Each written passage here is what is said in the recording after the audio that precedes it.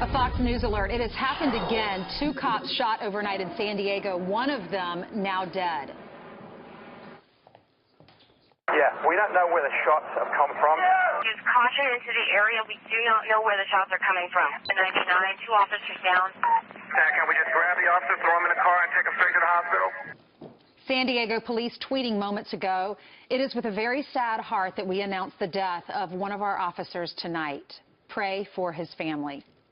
Yep, the officer is in surgery right now. The other officer. Yeah, the other one, but both were shot during a traffic stop. One suspect is in custody.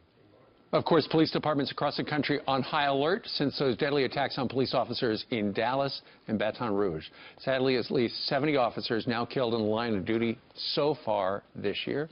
Let's bring in Rod Wheeler. He joins us right now on the phone, former D.C. homicide detective.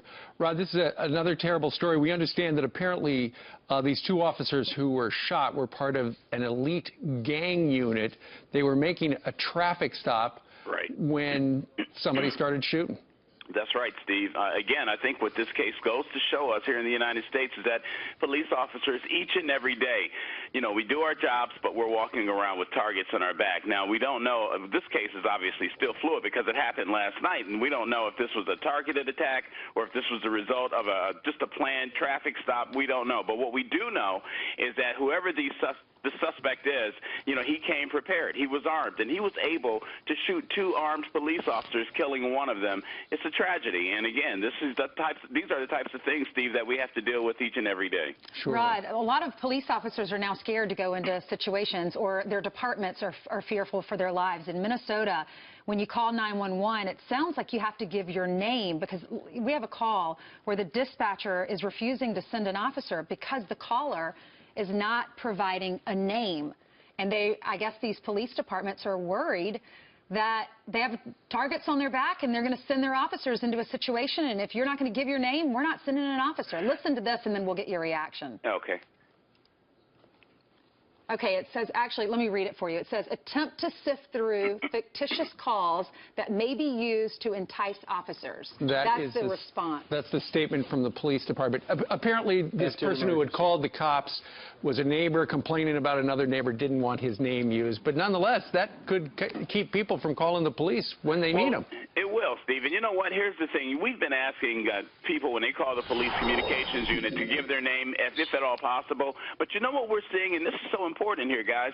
We're seeing people actually call the police, give a fictitious name, get them in a certain area, and ambush them. And that's why what we're doing now, we're driving around in our police cars 2 to 3 men deep, because we know that this is a real possibility, and especially with the sentiment that we have in some communities across the country against police officers. So that's a significant fact.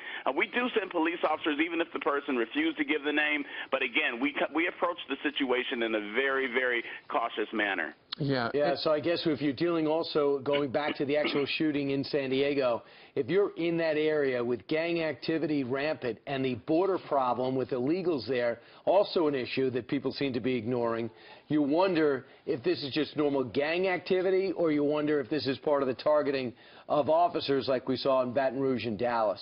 Well, that's exactly what I said earlier, Brian, and that's why those police officers, when they were shot, I don't know if you read the complete report, but the area was flooded within minutes, according to some eyewitnesses, with tons of police officers. So, again, we know this is the real possibility, and hopefully things will change eventually, but until that time, we have to do everything we can to protect ourselves. What does that tell you, though, that it was flooded, that these officers are always ready to flood areas? They almost expect? Absolutely. Almost expect every call. We just don't know. I mean, and I would encourage some citizens to do a ride-along in their community with the police just to get a feel for what it really feels like when you got to answer that unknown call. And you know what, guys? You don't know what's waiting for you at the end of that call. Well, you know, and that is the good point, because when we heard the dispatch call, Rod, they said 2 officers down, but we don't know where the shots are coming from. So, so be careful. So as all these people go en masse to that area, it's kind of like, okay, look out, because it could be coming from anywhere. Right, and they actually